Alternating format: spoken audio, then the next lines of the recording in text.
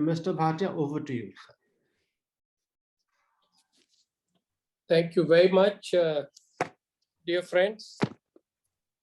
Sorry about that. We are now starting our session 2 entitled Rethinking Regionalism in South Asia. Let me begin by saying that it's a great pleasure to return to this very prestigious convention hosted by NICE. I echo previous speakers who stressed that NICE is making Kathmandu the capital of Track 2 discourse. And we saw this at the inaugural session, where, first of all, Ambassador Salim made a very strong and powerful statement on SAARC and its future. And then we had a string of excellent interventions and introductions by leading scholars in our region and the world. Dear friends, we are now ready to run this session that will last till 12:30 India time. We have a wonderful panel of 6 scholars, and I think the host institution has indicated that each panelist will take 10 minutes, so that then we are left with ample time for a meaningful discussion. Now, it is my pleasure and privilege as chair to introduce the theme and particularly spell out its context. And my task really has been made easier by Ambassador Salim, who spoke with candor, authority, and a constructive attitude. Today,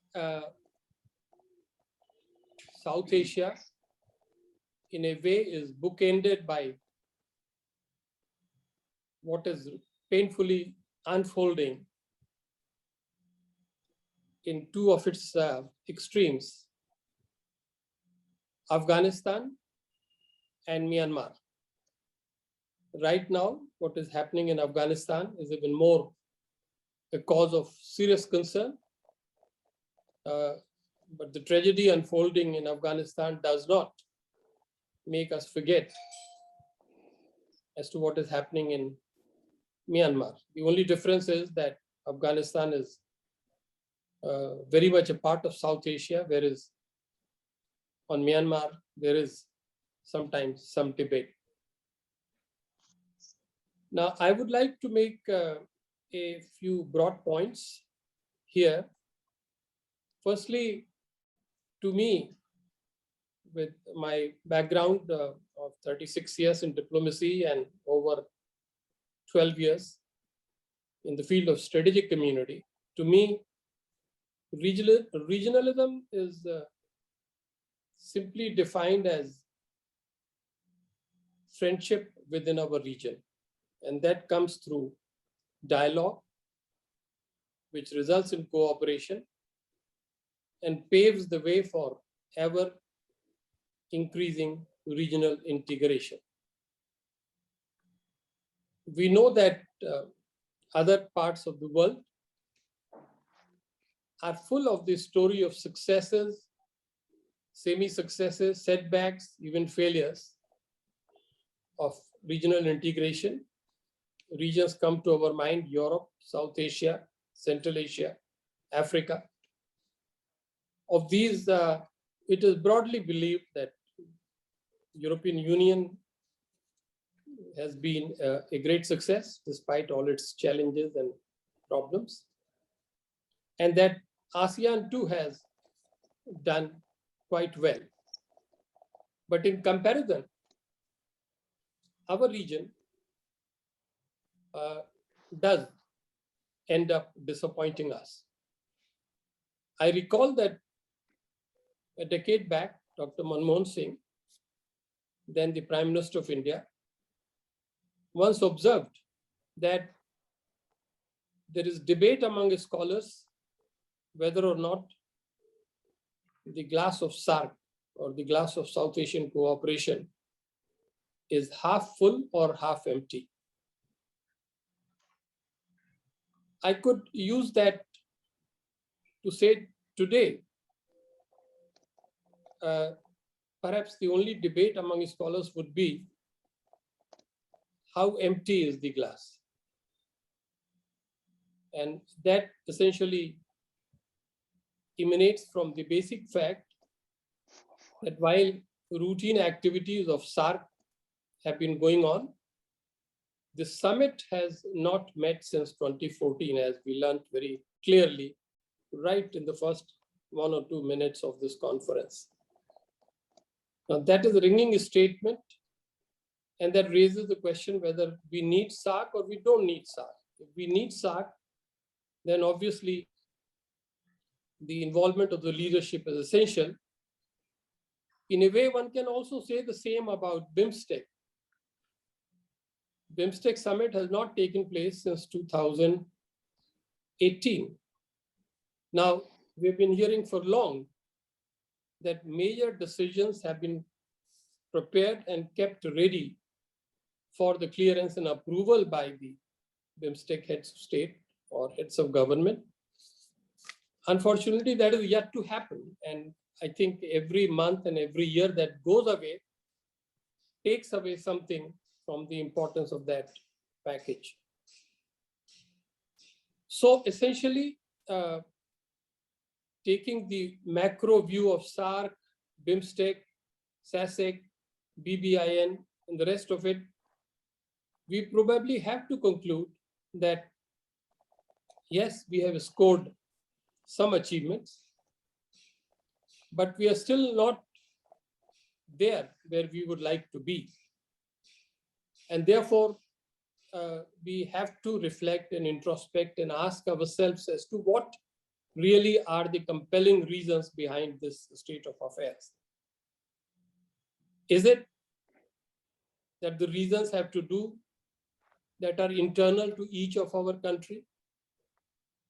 Secondly, does it have to do with reasons which are internal to our region or sub-region? And thirdly, is it something to do with the external factors?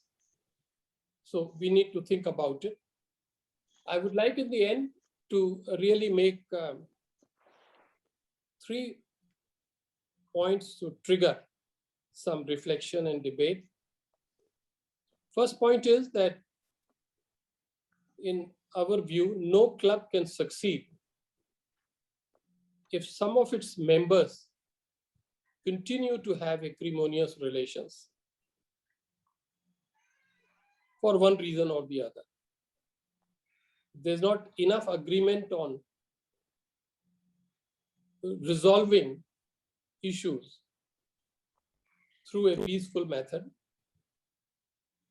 and there is willingness to use violence, then there is a problem. My second point also is that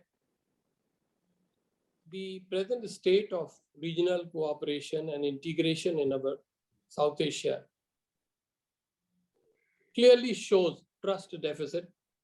But where does that trust deficit come from? I would submit that perhaps it comes from deficit in mutual awareness and mutual knowledge, which means it is something that goes beyond the governments. And that is why my third and last point is that corrective actions should not be restricted only to the governments. They should really encompass all our polities. So that holistic approach would be required. And therefore, I take it that our panelists will talk about a very credible, candid, objective diagnosis of what ails regionalism in South Asia today. And they will not stop there. They will also talk about the way forward. Thank you very much for your attention. I hope we are now set for a deep dive by our very illustrious and experienced and talented panelists. And heading the list, I'm now inviting Ambassador Sumit Nakandala, the first Secretary General of BIMSTEC, and now Director, Center for Indo-Lanka Initiatives at the Pathfinder Foundation of Sri Lanka. And he has indicated that he will focus his thoughts on trends in regionalism in South Asia. So over to you, Ambassador Nakandala. Good morning, and thank you, Chair, the respected Ambassador Rajiv Bhatia.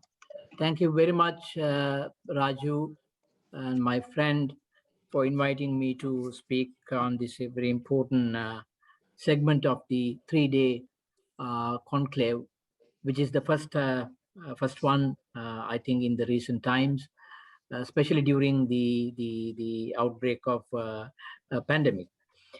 I have very attentively listened to Ambassador Bhatia's very triggering proposition about the regional cooperation and regional integration in South Asia. And we also brought the comparisons of ASEAN and European Union.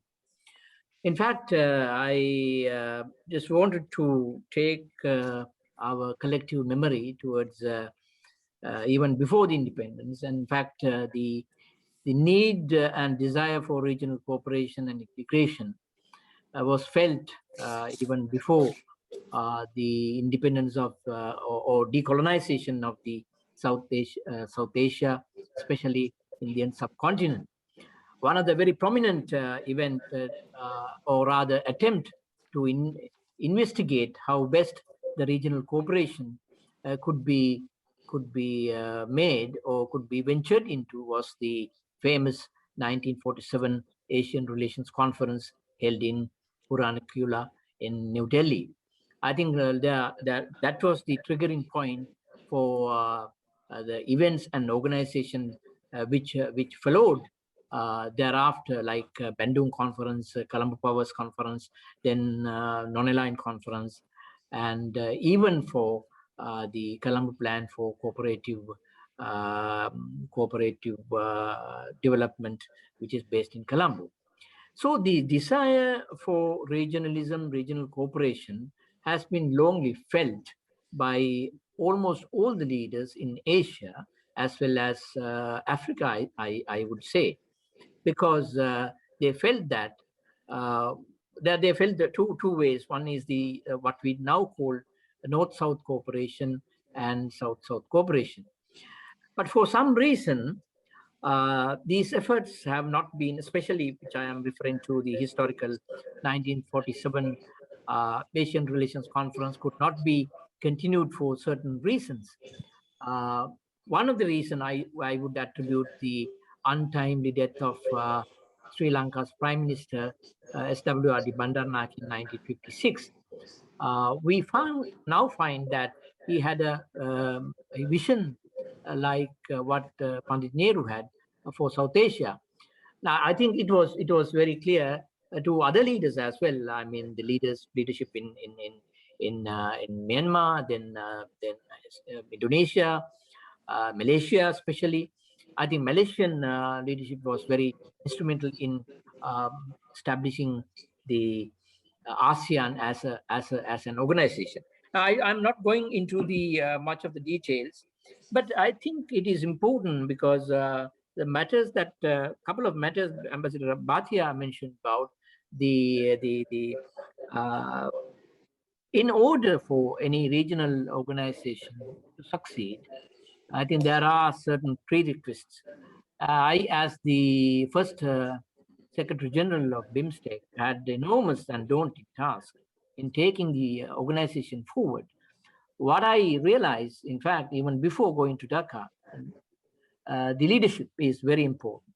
Any regional organization, you name it, anywhere in Europe or Southeast Asia or Africa or Latin America, the leadership is important. That's number one. Number two, I will also should add to the wish list of Ambassador Bhatia that passion and the total understanding about the fruits and the results and the benefits of regional cooperation integration. Now that should be clearly understood by not only within the academic community or the think tank community or intellectuals, but I think the political authority of respective countries. Now, when I mean the respective political authority, I think it is not only the political authority which is governing the country at that point of time, because almost our countries are democratic countries. Every party will govern 5 years or 10 years or more. Again, there will be back and forth of the different political parties. So the regional commitment to regional cooperation and integration should be across the political differences. That's number one. I think the other important factor is that the leadership is very important. The leadership to be provided for the organization to take it forward. I think it was very clear in case of BIMSTEC, although it was established in 1997, along with the Indian Ocean Rim Association the same year. The necessary political leadership was provided in 2016 when we had the BRICS BIMSTEC outreach summit in Goa. That was one of the most important igniting point of the BIMSTEC as a regional organization. And since then we have been able to, although I take the point, although the BIMSTEC, fifth BIMSTEC summit has not been able to convene, I think this was by and large due to the fact that pandemic.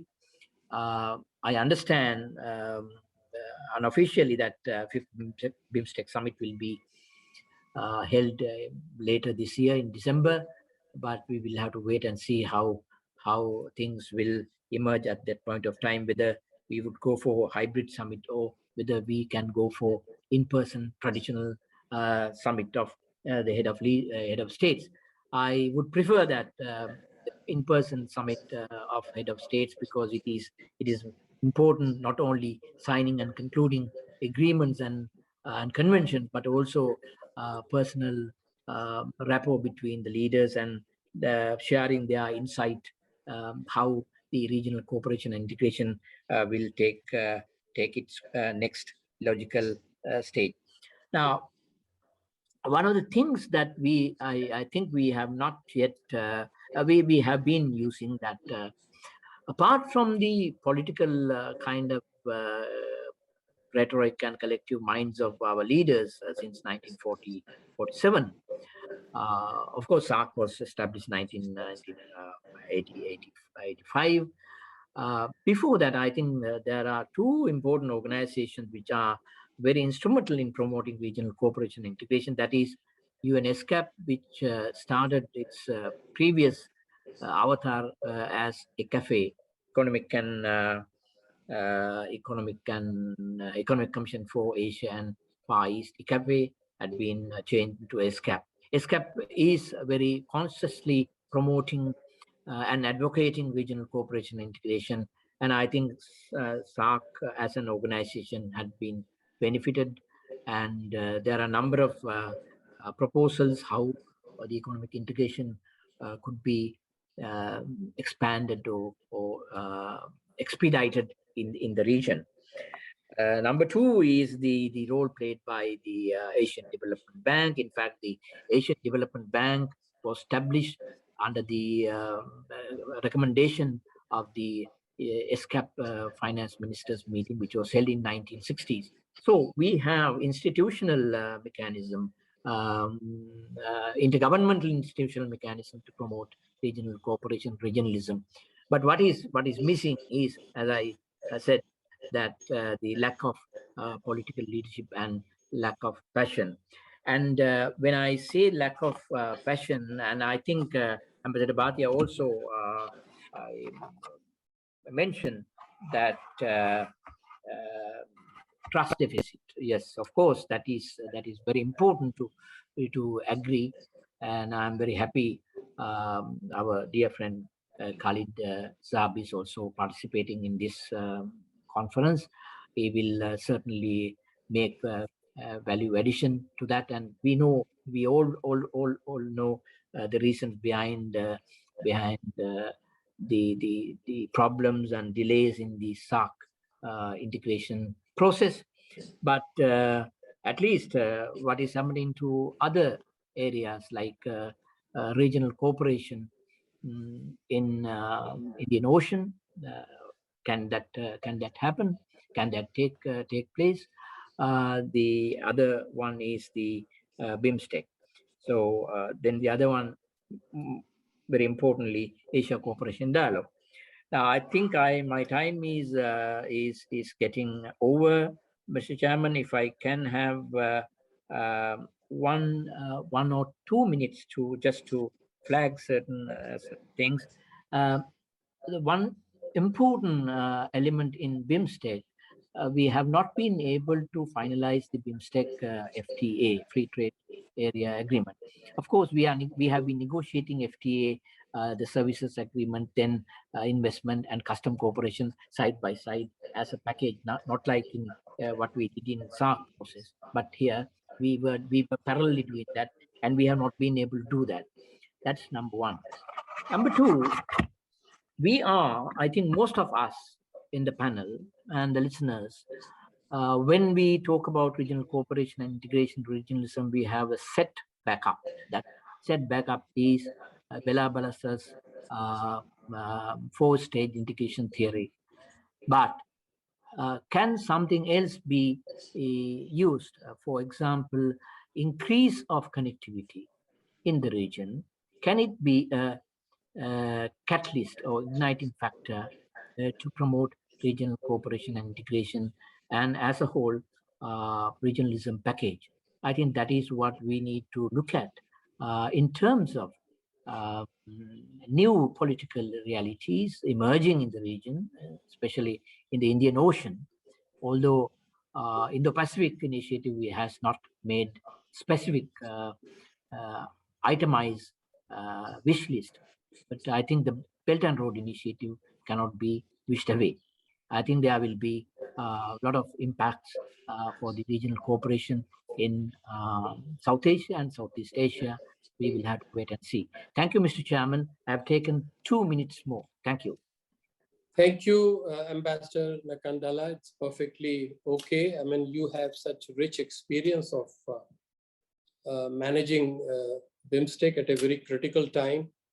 Normally, it would be fair for us to give you much longer to share your experiences, but thank you for your very useful contribution. I shall not attempt any summary at this stage in the interest of time, but perhaps we will come back to your points as we proceed forward. Thank you so much. Dear friends, it's now my pleasure to invite Dr. Khalid Rahman, Chairman, Institute of Policy Studies, Islamabad. He has agreed to speak on trends in Afghanistan. Where do we go from here? A most timely topic for all of us. Over to you, Dr. Khalid Rahman. Thank you, dear moderator, Ambassador Rajiv Bhatia. I would like to also thank the organizers, NICE. And I also noticed around a quarter of a century number of organizations who are supporting this very important initiative. In fact, this shows how successful NICE is in doing whatever its name reflects. It's also a pleasure for me that I listened to my old friend, Ambassador Nakandala, before this particular moment. It has been a long while that we are meeting in these conferences, and we always found that there are a lot of things on which we share our feelings. Coming to the topic, let me begin by highlighting a universal truth. And that truth is that change is an inevitable factor and the only constant in human life. It is also a universal observation, and all of us are witness to it, that although even the smallest changes may trigger a chain reaction, some of them are regarded as historical, not simply because of the amount of change, but owing to the potential spread of their ripples and the far-reaching impact they create. What we are witnessing today in Afghanistan, who is a member of SAARC also, is a change of this very nature. It is historical and will have far-reaching impact not only in Afghanistan and in the region, but allow me to say globally as well, in view of the prevailing political and strategic dynamics. Yet, as we all know, the state of affairs in Kabul is still in flux. Certainly, it will take a few more days or weeks or even longer to fully settle. Hence, predicting the future at this stage should be taken only as an exercise rather than a forecast. That said, a number of things appear to be settled now. Let me list a few of them. First, after peacefully entering in Kabul, Taliban are making moves to consolidate their position.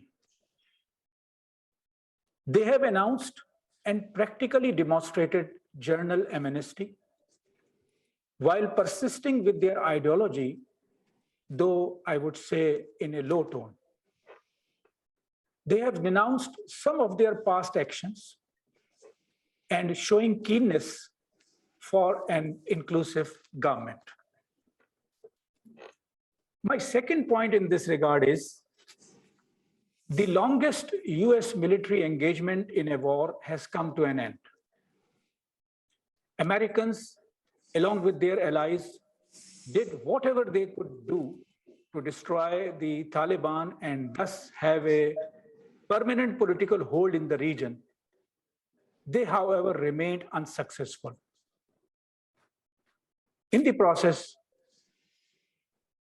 and it is being repeated time and again all over the world in the media and in intellectual discourses, they spent more than $2 trillion and lost around 2,500 soldiers from the US. Their so-called efforts to build Afghan nation and establish a system of their own choice also failed. My third point in this regard is that by using the most destructive technology, they also killed around 250,000 Afghans, and Pakistanis also lost lives numbering around 80,000, and I would regard them mostly innocent. They did not commit gross human rights violations, but also war crimes and hugely violated international laws. Still, it was strange to see them panicked while planning their exit during last almost 3 years, close to 3 years, because they started negotiations in late 2017 and come to a negotiated settlement in 2020. I would say they started in 2018 and they signed the peace deal in 2020. And then there were again 15 months available to them, but they appeared panicked while planning and later actually leaving Afghanistan. The greatest loss, this is my fourth point with regard to the settled issues, I would say, the greatest loss suffered by the US is of its goodwill, whatever little it had. Its inability to provide a genuine global leadership was further highlighted. Its double standards were further exposed. The internal weaknesses of the US system also have become evident in this process. And among these settled issues, what I would like to highlight at the end, fifth point, the inabilities and shortcomings of the global governance have once again been highlighted. The campaign lasting 20 years started in the name of war on terrorism, continued without even a consensus on the definition of terrorism. The UN was, all these years, seen being practically used as a rubber stamp to operationalize what was intended or planned by the powerful players for their interests. This backdrop, I would say, underlines the paramount question for all concerned, from individuals to states and societies, as well as institutions. How can we expect global peace and prosperity without making any change in the prevailing highly ineffective global governance? In fact, in many ways, our region is one of the victims of this poor global governance. Leaving aside this rather illusionary question, I would like to present the two immediate and specific challenges related to Afghanistan that will determine the future course. But first and foremost is for the Taliban, who are in the driving seat, I would say, at the moment. To what extent they will keep their promises and pronouncements, remain disciplined and maintain unity within, provide a government which is honest, corruption-free, pro-development and pro-people, maintain friendly and win-win relations with other countries, and create a conducive environment for internal, regional, and global peace. Their success would mean introduction of a new paradigm in politics and international relations. Otherwise, they will also fail just like the US and its supported government or their own government in the past. For the US and its allies, the challenge is to genuinely recognize and accept that they have lost the war, and as a consequent, honor as well. That money, power, and perception management have limitations. In the final analysis, these cannot genuinely win hearts and minds without a just policy. They will have to accept that each country and society has its own value system and social dynamics for which they should be wholeheartedly accepted. And I would emphasize wholeheartedly accepted. Powerful countries need to come up with an honest, judicious, humane, and win-win approach to deal with conflicts and issues. Until now, the response from the American-led alliance and their associates is that of raising apprehensions about the future of Afghanistan, promoting panic and fear, and even withholding financial assets of the Afghan government. This doesn't signal any attempt to help create a conducive and positive scenario. This would mean no new approach in their relations with Afghanistan and other hotspots in the world, and continuation of hostilities. It is, however, good to see that China and Russia, the two important global players neighboring our region, though cautiously, but are making positive overtures. If they continue in the same direction, the emergence of a repeat scenario in Afghanistan seems to me very unlikely. And it should mean a better and conducive environment for greater cooperation in the region. Nevertheless, the political game for increased influence and exploitation of resources and opportunities associated with peace in Afghanistan will continue to be a tense matter. Thank you very much. I hope I haven't exceeded my time limit. No, thank you very much, Dr. Rahman. This is the most interesting presentation you have made. We greatly appreciate your valuable contribution, and I hope many of the issues you have touched upon can be discussed later, assuming we would have enough time. Thank you so much. Dear friends, let us now move to Professor Imtiaz Ahmed, Professor of International Relations and Director, the Office of the International Relations, and Director, Center for Genocide Studies, University of Dhaka. He plans to speak on the topic which is already there on the screen. Over to you. Thank you, Ambassador Bhatia. Thanks to Raju particularly for inviting me to speak to this very learned panel. Good to see Sumit once again, at least virtually, and some other people. My topic, it's 10 minutes, so I thought for a Bengali to speak and finish in 10 minutes is very difficult. I'm sure all of you are familiar. So being a Bengali, I thought, let me make a PowerPoint presentation, then I can go through the slides and it will be easy for all of you to get a sense of what I will be presenting. So it's mainly contemporary geopolitical competitions in the South Asian region, which I think would be of interest to a lot of people. And this is very, very, very contemporary. Well, Afghanistan It's 12 rounds. Maybe brought in, but I don't think the core message of my presentation will change that much. My first take on geopolitics is that it's humans who create geopolitics.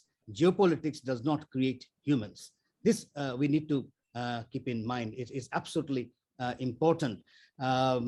Everywhere throughout the world, all places are geopolitically important, provided humans can make it important. If they don't, then you can end up making the same area not important.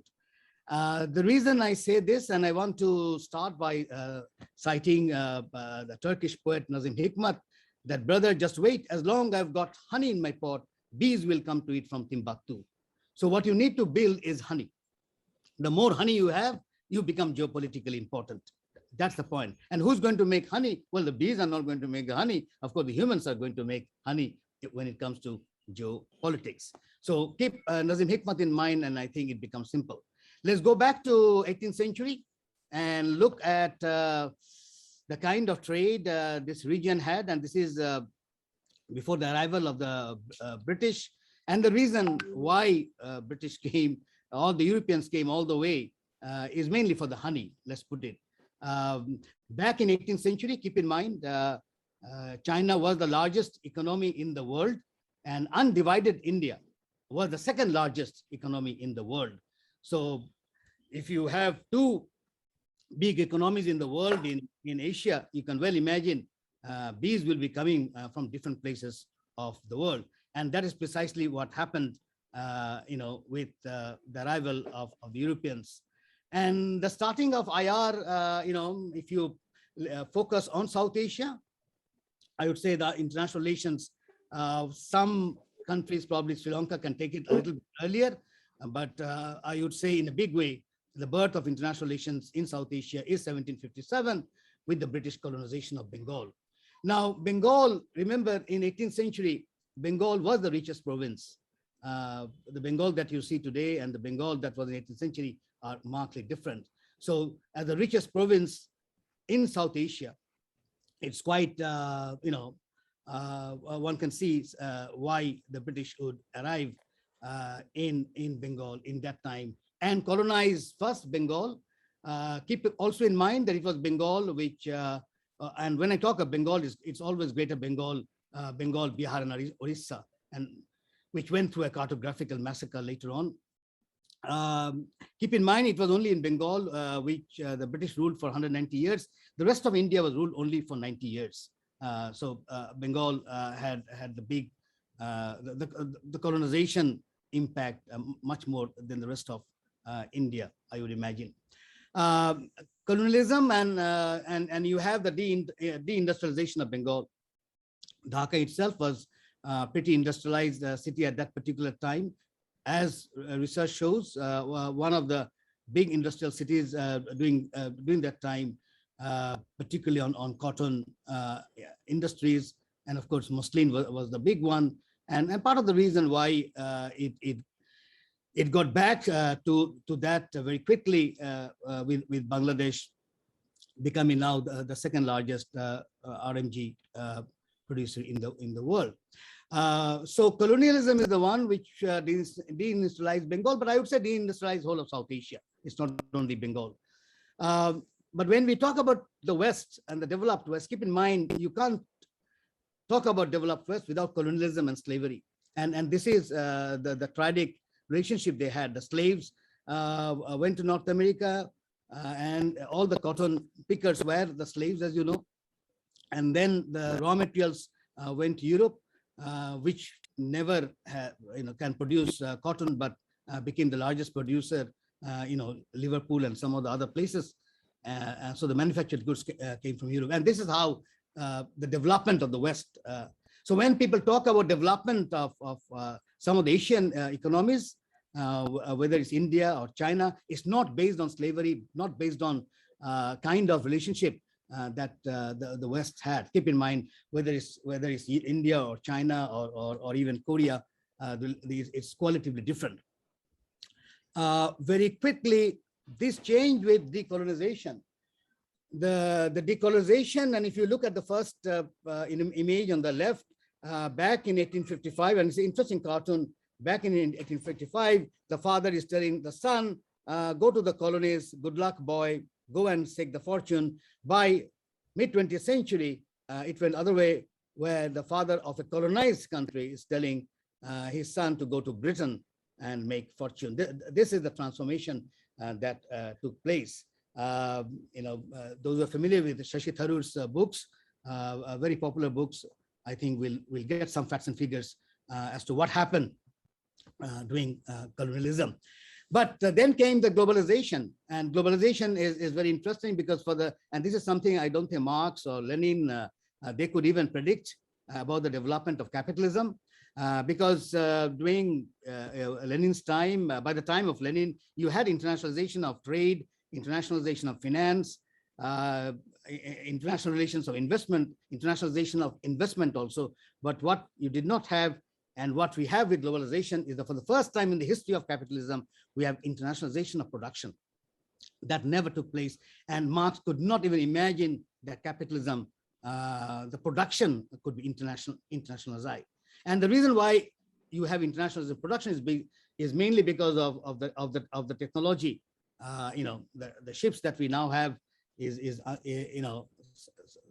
huge ships, and the kind of technology currently allows that globalization to happen. And with that globalization, you have re-rise of Asian economies. The Asian economies, which went really down back in the 19th and 20th century, really got up. If you limit to South Asia, and there's a pre-pandemic and a post-pandemic two tables you can see. Well, back in pre-pandemic time, look at the rise of the development momentum in all the countries.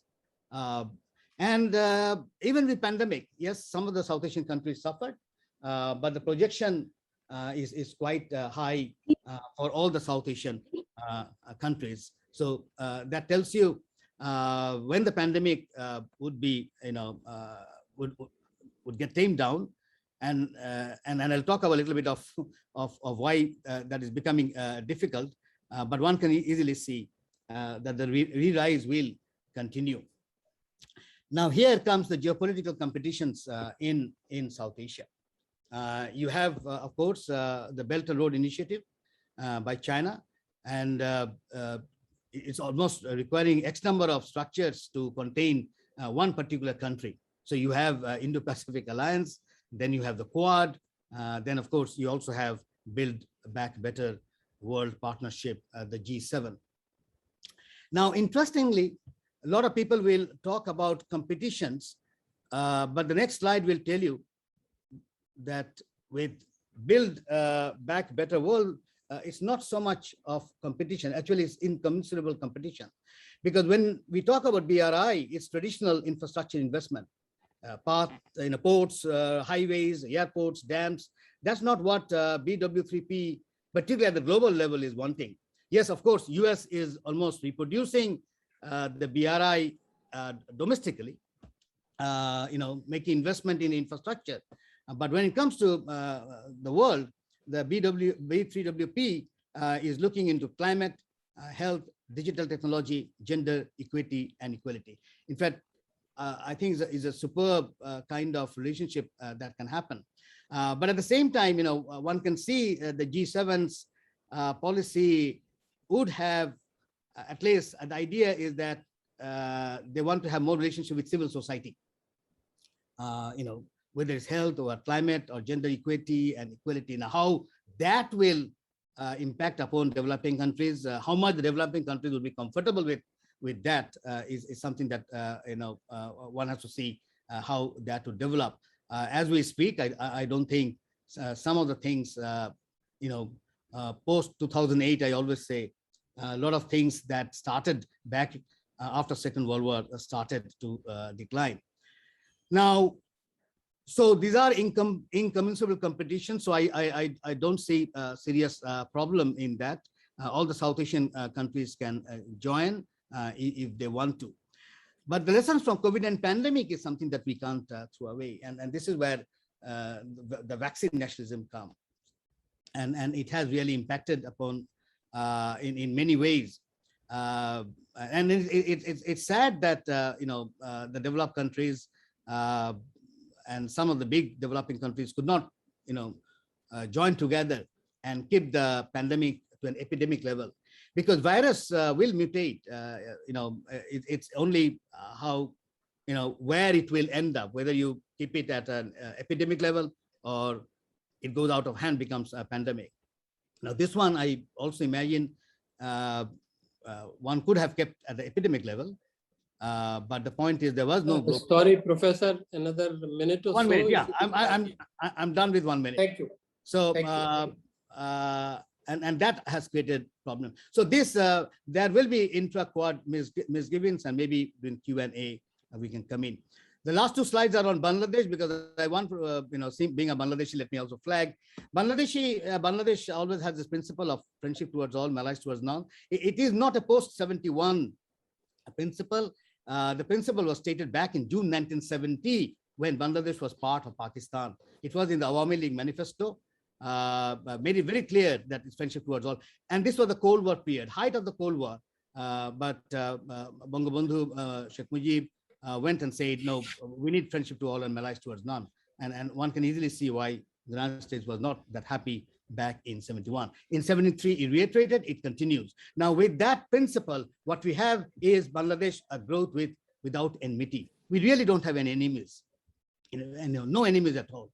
Even Myanmar is trying its best to make us enemy with the Rohingya issue, but with Myanmar also we are having good relationships. No, all the bilateral relationships with Myanmar is on, and we are part of SAARC, BIMSTEC, BBIN, BCIM, Indo-Pacific Alliance. Name anything, and I'm sure we will also join into this Build Back Better World Partnership.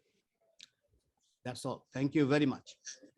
Thank you very much for another very fascinating peep into history, which you used as a platform to build up the recent trends and developments. I'm sure this will attract comments and questions in due course.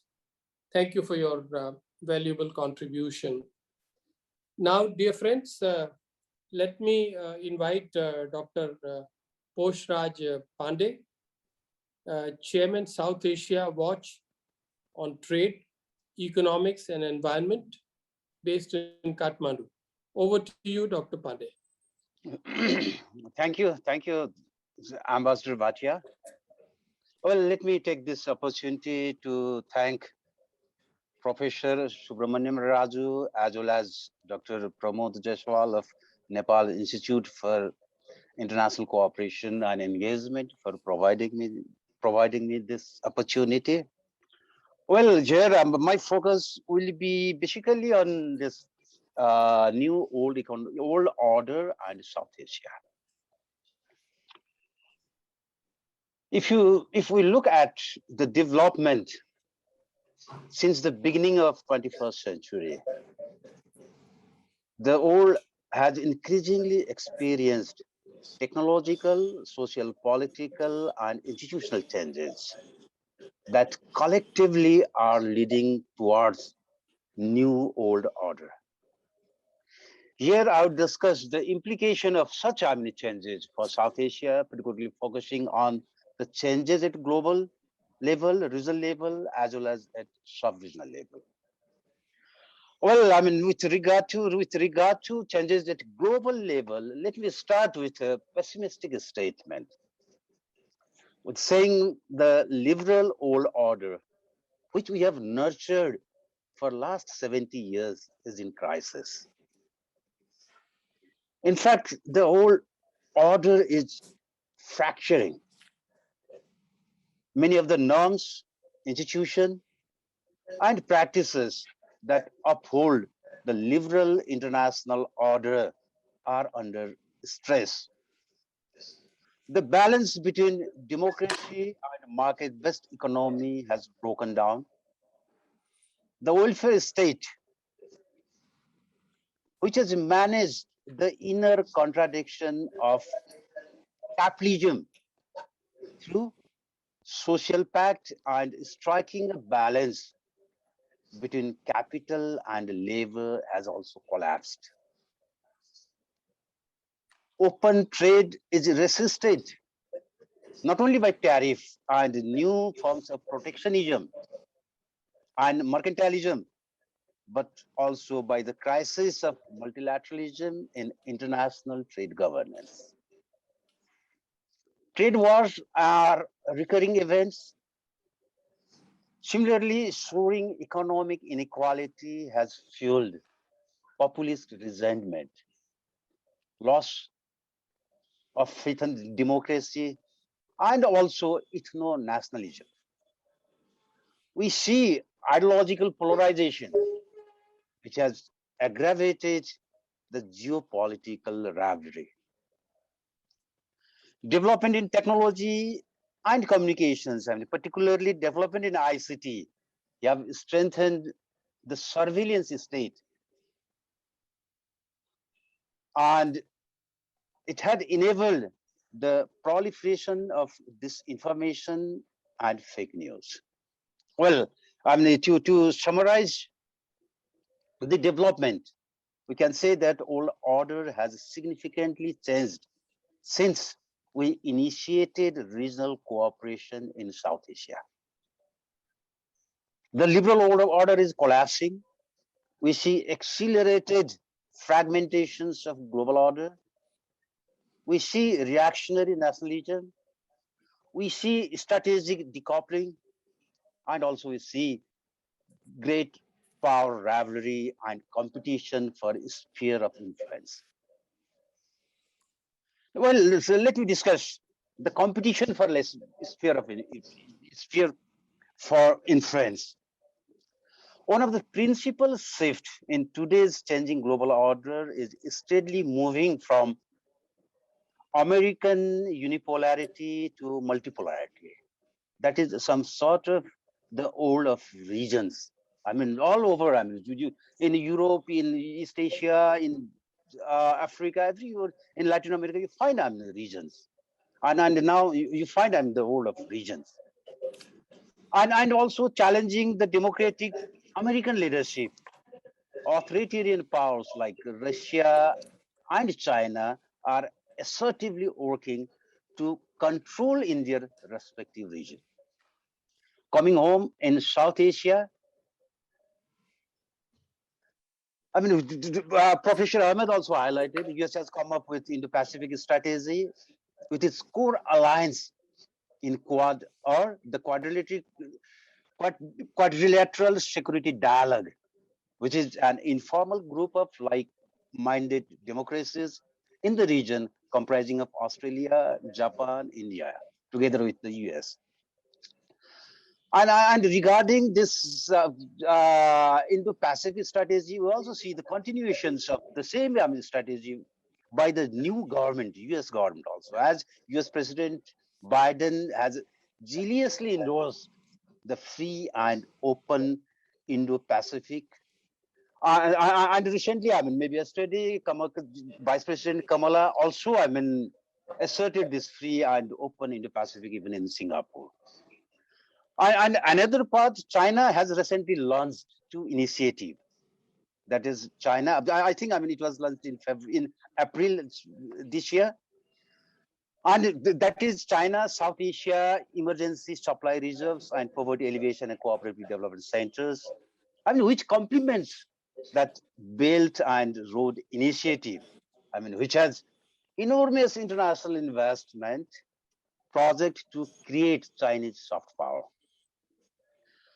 The initiative, particularly regarding emergency reserves, that aims to devise a common strategy for combating the COVID-19 pandemic through vaccine development and also the distribution of those vaccines. It also aims to create emergency reserves to combat contingency caused by climate change. Similarly, the Poverty Alleviations and Cooperative Development Center aims to pool strength and integrate resources to assist South Asian countries' economic development, livelihood improvement, and poverty reduction. Here why I am emphasizing these two initiatives is, it requires such kind of partnership requires some sort of long-term partnership that indicates China intends to engage with South Asia for the long haul. It's not short-term strategy. And China's interest in South Asia is for long term. And I just want to emphasize that is so. This development, and particularly with this kind of interest of the external actor in the region, and also their complex and changing policies towards individual countries, further complicates the overall regional scenario in South Asia. And as highlighted by Dr. Rahman, the recent development in Afghanistan has further complicated the situation in South Asia. And my third, that those are at global level and reasonable. And at the third, the development is the proliferation of regional and sub-regional growths within South Asia and also involving South Asian countries. Within the SAARC, we have some sub-regional growths, which includes only SAARC members, for example, BBIN. And we have another type of regional groupings, which include South Asian countries as well as external Asian members of state who are also part of their own regional framework. That is BIMSTEC. And also ADB initiated, project-based ADB initiated that SASEC, South Asia Sub-Regional Economic Cooperation. So, I mean, if you look at the development at the global, regional, and sub-regional level, the regional scenario in South Asia is quite complex. So here the question is it possible to have cooperation and the regional cooperations among South Asian countries? Well, if you look at the European experience, it took hundreds of years since the Treaty of Westphalia to share their sovereignty and develop supranational institutions. So based on those kind of development, I'm quite optimistic and hope that South Asian leader will take the appropriate and necessary initiative for peaceful and prosperous regional order in South Asia. Here, what we need is to take initiative to reduce negative externalities across the border, to reduce the shared risk, and at the national level, as highlighted by Ambassador Nakandala, Ambassador Sumit, well, I mean, he has highlighted, we need a political leadership that creates conducive or enabling environment for regional cooperation by taking into account the geoeconomics and geopolitics of the region. Furthermore, I mean, regarding these regional cooperations, if you took, I mean, to take into account this, I mean, COVID pandemic, greater sub-regional cooperation is critical, not only to manage the pandemics, but also to recover in a sustainable manner. Yes, Oh, well, let Pandey. me spell out, I mean, some of the Pandey, 1 potential. minute, please. Just sure. Just let me spell out, I mean, some of the areas, I mean, potential areas for cooperations. That could be, I mean, continuations of regional trade liberalizations. Another could be, I mean, strengthening connectivity. Could be that trade and transport facilitations among South Asian countries, cooperation in the digital transformation, cooperation on the adapting and mitigating impact of climate changes, and also having, I mean, regional approach and public health systems. I mean, it could be, I mean, some of the areas we can cooperate. So my last goal is, let's bridge, as mentioned by Ambassador Bhatia, our trust deficit among South Asian countries and cooperate for regional integration as non-zero sum game, not only zero sum game. And let's avoid, I mean, making SARC and BIMSTEC of failed institutions. Okay, thank you. Thank you very much, Dr. Pandey, for a very valuable contribution. I think you took the bull by the horn by pointing out that external power or powers complicate regional cooperation efforts in South Asia. I think this is something which has come out clearly, and yet at the same time, you are very optimistic about the future and you have spelled out your ideas very clearly. Thank you so much. May I now invite Dr. N. Manoharan, Department of International Studies and History at the Christ University in Bangalore. He's going to speak on changing dynamics of regionalism in South Asia. Over to you, Dr. Manoharan. 10 minutes, please. Yeah, thank you, Chair. I'll be through in 9 minutes. Thank you, Ambassador, and my fellow panelists and distinguished audience. Very good morning to all. At the outset, I must thank Professor Raju and Dr. Pramod for the opportunity. I have been tasked to look at this changing dynamics of regionalism in South Asia. We all heard Ambassador Nakandala taking the wider context of the dynamics at the Asia level. I'm going to focus just on South Asia. Just 5 aspects I want to touch as far as the changing dynamics are concerned. Number 1 is in terms of the regional cohesion. So this kind of doubt everybody has in mind, and my fellow panelists also were sharing about it, whether we have the regional cohesion at all, even seen from theoretical context of realist and liberal lenses. We have doubts posed on the very cohesion that we are having in terms of the strategic unity or strategic, whatever the developmental kind of unity that we have doubts posed on this. So there is. The main reason is the countries of the region are looking away. Let's take one by one. Of course, I'm not going to go into detail because of paucity of time. Pakistan is actually looking elsewhere. Sri Lanka and Maldives are looking more in terms of maritime domain, and they are stuck in Indian Ocean. And India also has been, to be fair to, right, also looking elsewhere. And Bangladesh, of course, looking towards east, Nepal towards north. And as Dr. Khalid Rahman said, that in Afghanistan, it is in a state of flux. And what is left is Bhutan. So this is where the problem is in terms of regional cohesion, where there are a lot of splinters. So this is one dynamics. The second dynamic is we have had only one particular organization that acted as a binder, but that binder is in ICU. Whether it got afflicted with COVID or not, we don't know, but it's been in ICU for long. It's been in ventilator for long. So this is a problem.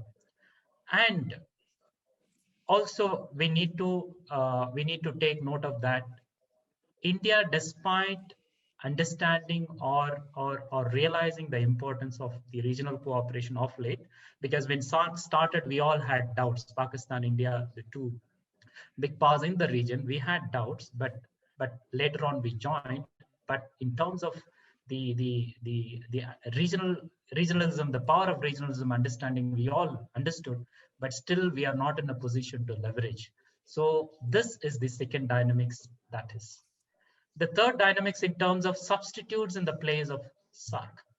So there are a lot of substitute organizations that have come to place in terms of SARC. Every country is trying to explore. As I said in my previous dynamics, where countries are looking away, but to realize the strength of regionalism, but away from what is known as SARC, because they realize that their development lies in regionalism and their collective prosperity lies in the regionalism.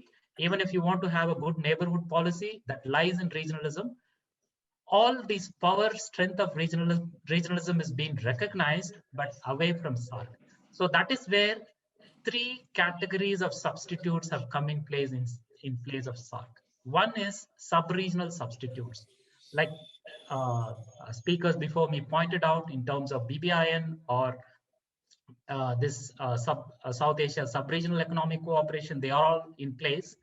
And the second category of substitutes is in terms of trans-regional substitute organizations, where they are there as I projected. There are so many, but I have just three important ones in terms of BIMSTEC, Mekong-Ganga cooperation, and BCIM. These are trans-regional, but still looking towards the east, not towards the west. And then you also have third categories of substitute in terms of in the maritime domain, where especially when this Indo-Pacific concept, Ambassador Bhatia knows better, where he has worked immensely on Indo-Pacific, where people are realizing how to take forward this regionalism in terms of maritime domain also. That is where we have concepts like Sagar, IORA, and so on and so forth. And all these things you can see, interestingly, except West, all other directions of India's strategic peripheries are covered in terms of these peripheries. This is very important to take note of.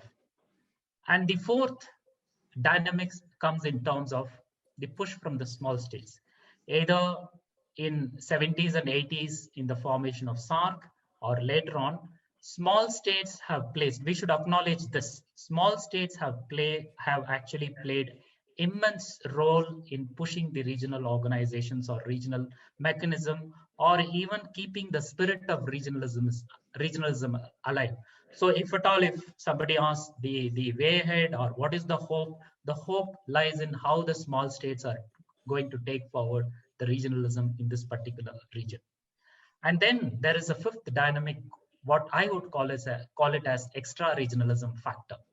The first one is, of course, the China factor, where there is a BRI and its tentacles, or whatever, how it is reaching, either through CPEC or the northern, the corridor through Nepal, or through Myanmar, or through the maritime corridor. So this is also coming in, and how extra-regional powers or countries are also trying to get in terms of observer status or some kind of role in the regional mechanisms. Of course, it's very important how we leverage that towards positively. This is also something way forward I would suggest. Instead of seeing them very skeptically, that includes China or Quad or whatever, if we leverage them positively, then I think we have good hope on regionalism in this particular region. And that is where I would call it as new regionalism or open regionalism, taking into consideration the extra regionalism factor. This is where I would acknowledge Ambassador Nakandala's point about how we all started. India started off like an hourglass kind of model. We started widely our concept of regionalism, where we were thinking in terms of NAM and Afro-Asian and things like that, or Asian regionalism. Later on, we got stuck by South Asia. And now again, we are trying to widen this concept of regionalism a bit more widely in terms of beyond South Asia, either that in terms of, I'm just giving as an example as South Asia, as Indo-Pacific, but it goes far and wide. So this is where the new regionalism lies. So these are the 5 dynamics that I actually try and project. Because of paucity of time, I may not be able to go into details. Maybe we can take during Q&A. The hope lies, or the way forward lies, in how we address all these 5 dynamics. I rest my case here. Thank you so much for your kind attention. Thank you very much, Dr. Manoharan. This is a superb presentation, if I may be allowed to say so, especially because you introduced several new angles here. I think we all are struck, if I may say so, by this one of the dynamics where you spoke about all countries, of the region are looking away from the region. I think this is something that really compels reflection, and I hope there will be some discussion on it. Appreciate very much. Thank you. Friends, now it is my great pleasure to invite Dr. A. Subramaniam Raju, Dean, International Relations and Professor, Center for South Asian Studies and Coordinator, UGC Center for Maritime Studies, Pondicherry University. And he will speak on regional cooperation in South Asia. So, Dr. Raju, over to you, and kindly keep in mind 10 minutes. Thank you, sir. And in my presentation, I try to look at what challenges the South Asian countries have been facing in terms of having regional cooperation in South Asia. Probably one could look at, one challenge could be identity, because this is something where we need to look at, because shared identities are very important than shared interest. Probably that could be seen as one of the obstacles for the countries in South Asia, where they fail to look at the regional cooperation in South Asia. Absence of shared concern means absence of collective identity. And probably the second challenge could be, perhaps you may kindly consider when you look at looking at the scholars like Joseph Ney or Varinan or Barry Buzan or William Thompson, what they were looking at when we are talking about the characteristics for regionalism or sub-regionalism. Or where we look at one aspect could be the geographical proximity. And this is one of the criteria could be seen in the context of South Asia, where no country other than India is sharing a border with more than 2 countries in South Asia. Probably this could be also one challenge that could be seen as playing very important role as an obstacle for regional cooperation in South Asia. And also look at the other challenge when we are looking for regionalism, the diplomatic challenges, I think, or diplomatic linkages rather. I think that is also very important when you look at most of these time we see the hostility between India and Pakistan.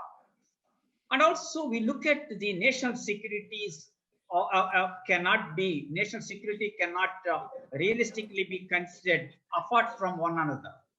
And this is where exactly we look at about the degree of regularity and intensity among the actors, to the extent that the change at one point in the subsystem affects other parts. But precisely what is happening in Afghanistan, it doesn't matter to other countries in South Asia. I think if that is so, where is the role of SAARC, or where is the collective effort by the countries in South Asia look for stability in Afghanistan? I think we need to look at about the security of a country A should not become insecurity of a country B. But that is what we are witnessing in South Asia. And probably we could look at these factors that really make us not to have a sense of belongingness. And there was no common threat from outside whereby we don't feel looking at oneness or bringing together, having a oneness or belongingness. And also suspicion is out of proportion we have in South Asia. And probably I may be permitted to say that another factor could be, or one of the factors could be for having obstacle for regional cooperation may be dividing the South Asia by a larger country, that's India. Probably if India doesn't have sharing border with many countries, unlike others, the situation of the future scenario or future South Asia could be different. And when you look at the bilateral cooperation, generally we look at, as a student of South Asia, I look at that the bilateral cooperation is very important for regional cooperation.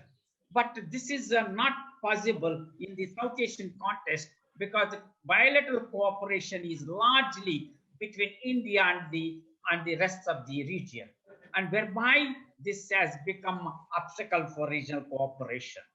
And also the two major countries initially, in the beginning itself, were reluctant to join this SAARC.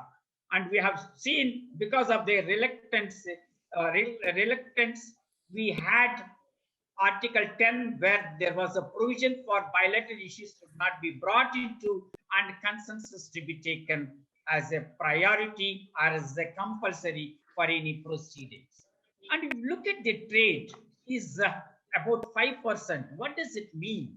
When you're talking about 5% means the South Asia is depending on outside South Asia for 95% of trade. It is depending on other countries other than South Asia. And also porous borders. I think this is very important to look at how these obstacles, which are really playing very significant role in South Asia for not having cooperation, as Ambassador Rajiv Bhatia was talking, that it is painful that we are not having regularly these SAARC summits.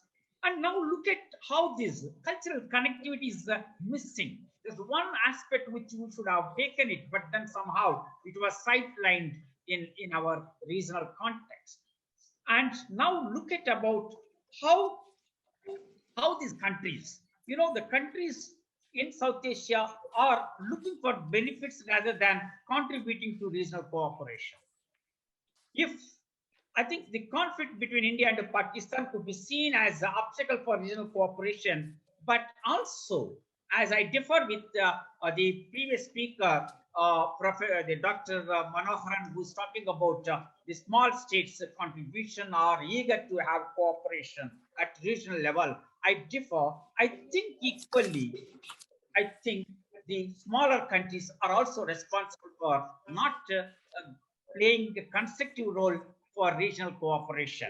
I look at because I may be wrong, but as a student of South Asian studies, I look at these smaller countries are looking for, they are confined to bilateral cooperation because the bargain will be more if they have a bilateral engagement rather at regional level.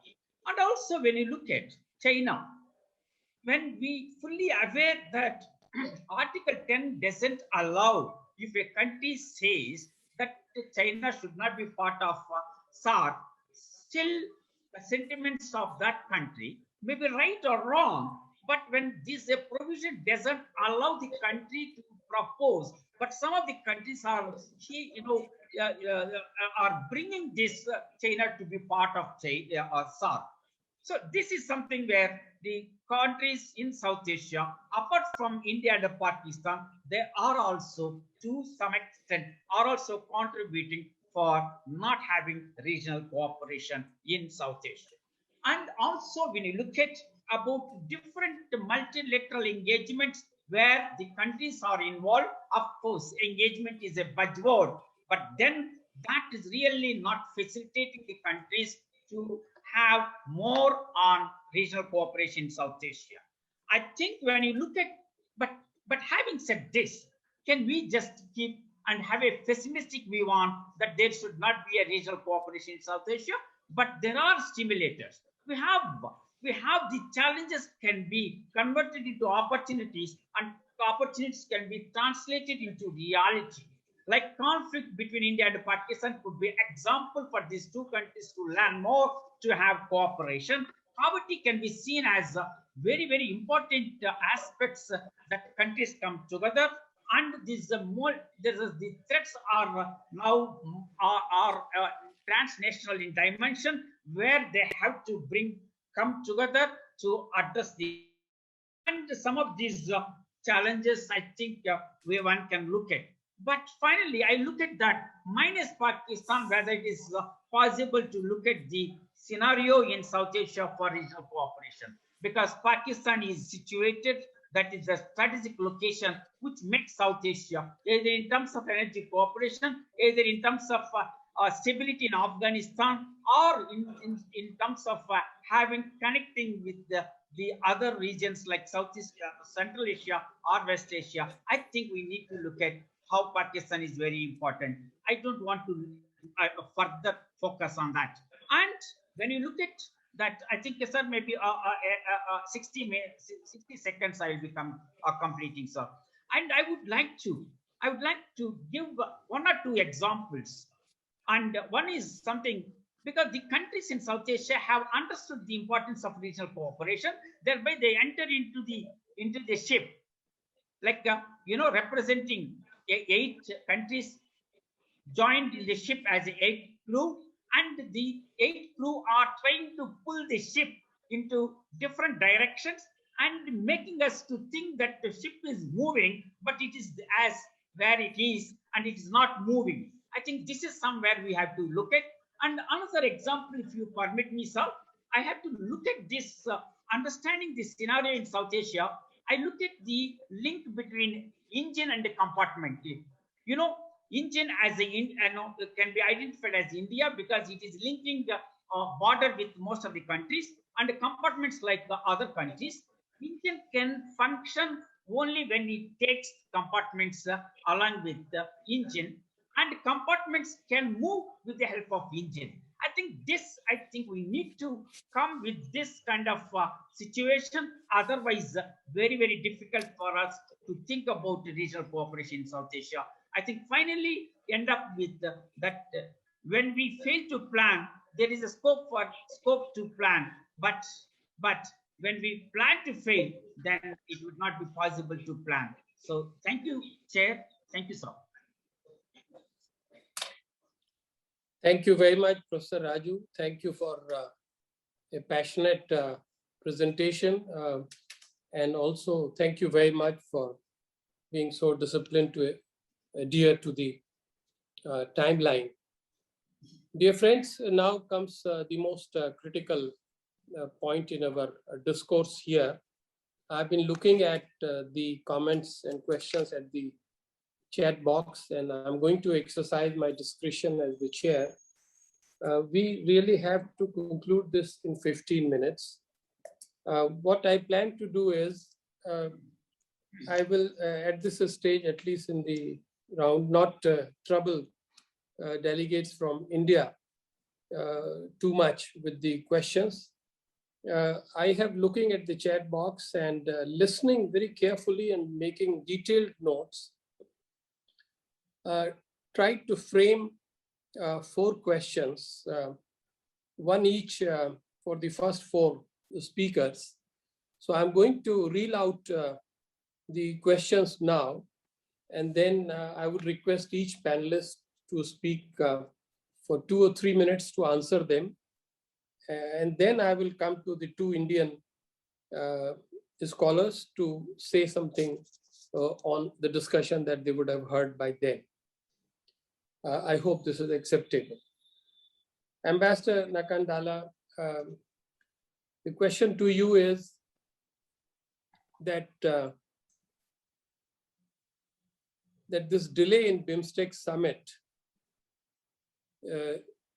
has cast a certain shadow on an organization which otherwise was prospering quite well in the past few years. The delay, as far as I can see, is already 1 year. By the time it meets in December, it will be a year and a half, if not more. Therefore, in the world today, when other organizations are regularly meeting in the digital format, what is the special problem in BIMSTEC where this delay keeps occurring? So as the former Secretary General, what would be your advice for the governments? I think your words would be very weighty, and so please help us to understand this. This is the question for Ambassador Nakandala. Thank you, Chair. I'll come to you. I'll just read out the thing. It will save the time. Okay. Thank you. Dr. Khalid Rahman, superb presentation on Afghanistan from your perspective. Two questions. One, with the change in Afghanistan and more to follow, what do you feel would be the impact on SAARC? And a related question, do you assess that for Pakistan, SAARC has some importance, some relevance, some utility, or it is much less than it used to be? Then Professor Imtiaz Ahmed, thank you for a wonderful presentation. As you know, there are some scholars of repute in your country which believe that the only way SAARC or BIMSTEC can succeed now if they accept China as the principal interlocutor and principal partner. Do you agree? What are your views on this subject? And finally, the last question is for Dr. Pandey. You explained that it should be a non-zero-sum game. That is, regional cooperation platform can only succeed if there are some kind of balanced benefits for all the members. How do you think this should be achieved? These are 4 questions framed on the basis of very interesting dialogue. And over to you, Ambassador Nakandala. Now we have 11, 12 minutes. I think we can cover all this and more. Thank you, Chair. Thank you very much for the questions rather. Now, if you see, as entry point, I would say that BIMSTEC still has a charter. We are developing a charter. The idea of the 5th BIMSTEC summit is to finalize this charter. That's number one. In fact, during the first phase of the BIMSTEC Secretariat, we advocated verbally that BIMSTEC leaders should meet at least once in 2 years.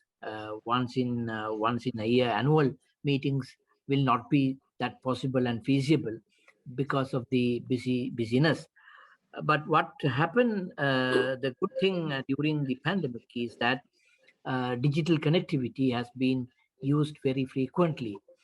So to answer to your question directly, I don't see any hindrance why 5th BIMSTEC summit could be held virtually. There's no problem at all. Even signing the documents, signing conventions can be done electronically and otherwise. But I think Sri Lanka, as the chair of BIMSTEC, current chair, would like to have a physical meeting of the leaders. That would be a important political gains for the current chair. But in order to provide a direct answer, I think we should not delay the convening of the 5th BIMSTEC summit to another year because of COVID-19, because we really do not know what is going to unfold for the next few months. Looking at things happening in Australia and New Zealand, we really do not know whether the physical meeting is possible. Maybe we can. The best scenario would be a hybrid meeting, and then go for the virtual summit, which is apparent in rest of the world. In fact, G7 met virtually over very much what is happening in Afghanistan. So my advice is that we should not delay that, and we should push for the virtual summit. Thank you. BIMSTEC summit. Thank you. Thank you very much for a very candid and credible response. It was very much appreciated. Thank you very much. Over to Dr. Khalid Rahman. Thank you, Chair. Well,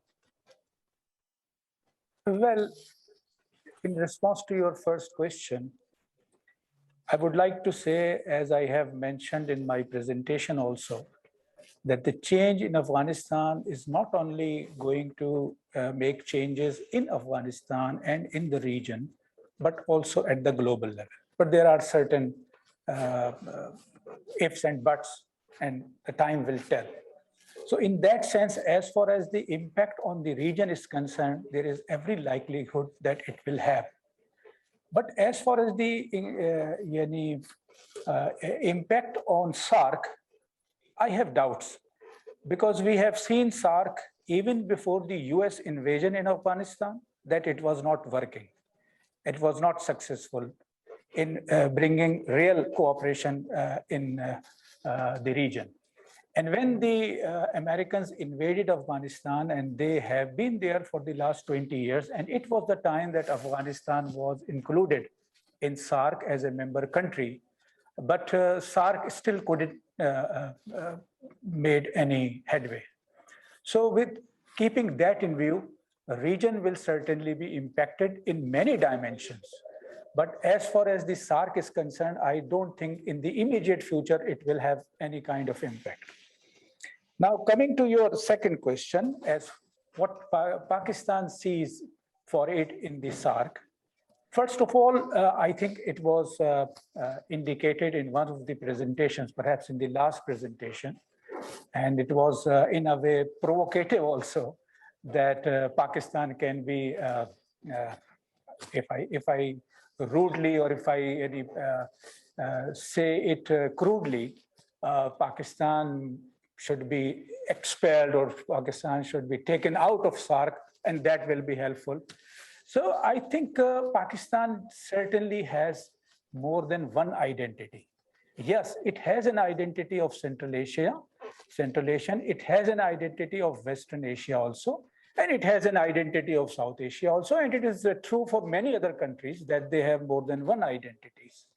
But the challenge has not been the identity, but the challenge has been the pending issues and the incapability of SAARC under its own charter, that this is not going to handle or address those issues which are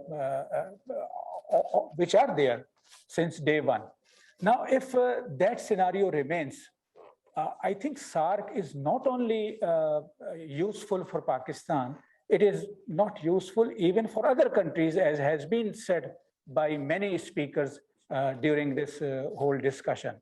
So SAARC will have to be seen that how it can really be open its mandate and take sensitive issues on the agenda and create an environment where these issues can be discussed. If that is not happening, I think it's not Pakistan or X country or Y country. The SAARC will remain like this. And the time is very little, but I think there are questions that the biggest country is India in the SAARC. And keeping South Asian culture in view, I think it is the role of the elder in the family that has to be quite open, quite accommodative. If that is not happening, the family cannot move further. Thank you. Thank you very much. Thank you very much for giving that respect to India as the elder of the family. And your message is well received with the same positive spirit in which you have made that in our very civilized forum. Thank you. Over now to Professor Imtiaz Ahmed. Thank you. Thank you, Ambassador. Very quickly, when it comes to China, one is economically, it is already a South Asian country. Let's put it that way. Politically not, but economically, definitely. All the South Asian countries, when it comes to trade, all of them have the largest trading regime would be China. If not one, definitely two in terms of India. If you cut out European Union, because there are 15 countries, bilateral trade between China and India also, I think, would be number one. So, and when it comes to developing partner investment, bulk of the countries in South Asia, number one would be China. Now, I think it's important that we start rewinding ourselves. South Asia and China are old civilizations. Anybody, knowing the stories of Fa Yan or Zhuan Zhang and others would know, or Otis Dipankar would know the historic relationship. So it's high time that we think, out of the box. And here I would say that what is important, South Asia, unfortunately, and largely because of the colonial legacy, we have something called what I have referred to is a biryani approach. I'm sure you're familiar with biryani. In our diplomacy is biryani. We put everything together. Now, if you put everything together, not always it will become biryani, because you have to have an extraordinary chef. And my bulk of panelists today talked about leadership. You need an extraordinary chef to make a biryani. You just putting everything will not make biryani all the time, and that's a problem. So what we need to learn from some of learn from China how they do diplomacy. I think the word that I want to use is diplomacy of decoupling. I think we need to start decoupling issues and work in a way that will benefit South Asia. And here my last point would be the pandemic. I think if we had a solid South Asian relationship, along with a meaningful relationship with China, I think on the issue of vaccine, we could have, outdone the developed countries much earlier. We could have made ourselves economically absolutely attractive long before the developed West could even think of what they're doing. So I think it's time that we start thinking out of the box and start working, keeping in mind the civilizational context that we have in Asia. Thank you. Thank you very much. Thank you for a complete answer. Dr. Pandey, over to you. Thank you, Ambassador Bhatia, for the interesting questions, and particularly for making regional cooperation a non-zero sum game.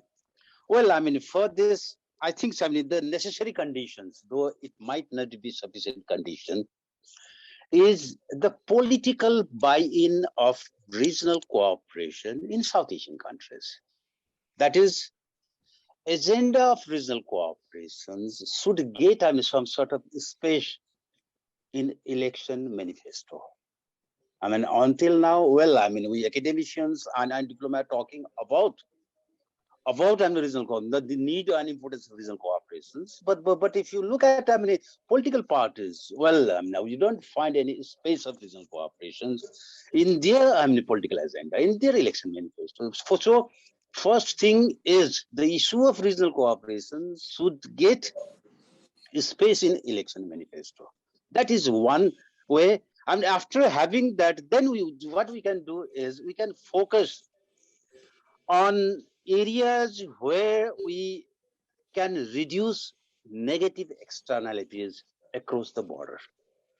And particularly, for examples like controlling spread of pathogen, or controlling this spread of coronavirus, Or we can think of, the issues of climate change. How we are going to mitigate and adapt, that climate change impact. That could be, another area. Or maybe, cyber security, that could be another areas for, this reducing negative externalities. And together with reducing externalities, what we can do is we can focus on areas which can create positive externalities within the country and across the board. That is basically such as cooperation in connectivity. Cooperation in connectivity. And cooperation in areas of trade facilitations. I hope. Okay. Okay, I stop over there. Thank you. Yeah. You mentioned there. Thank you very much. I think in order to be fair, I want to come very quickly in the last to Dr. Manoharan and very quickly also to Dr. Rajiv, 1 minute each. Dr. Manoharan, Yes, when sir. you finished your, portrayal of 5 dynamics in the end, you made a plea for what you call new regionalism or open regionalism. So please feel free, take a minute or so to elaborate that idea, because I think our audience would be very interested in that. And finally, Dr. Raju, you spoke about so many things, and you certainly were able to provoke at least one of the panelists, which is fine. This is how we do in a civilized manner. We try, we don't have to agree on everything. We have convergences and divergences. But is there any last minute thought that Professor Raju wants to give? So please, very limited time. Dr. Manoharan, over to you. Yeah, thank you, Chair, for that wonderful moderation.